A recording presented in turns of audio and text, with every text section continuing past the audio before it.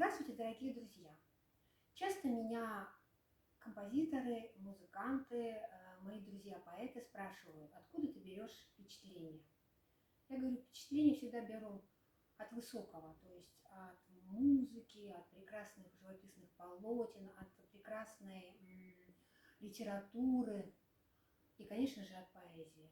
И как-то раз в одной передаче, которую я смотрела, это замечательный просто культуролог, музыкант и человек энциклопедических знаний Михаил Семенович Казиник прочитал очень интересное японское хоку «Мацуо Басё». И звучало оно так: «Колокол смолк вдалеке, но ароматом вечерних цветов отзвук его плывет». И как-то мне это хоку задуматься, очень как-то пригласила задуматься и о жизни, и о человеке, и вообще обо всем мире.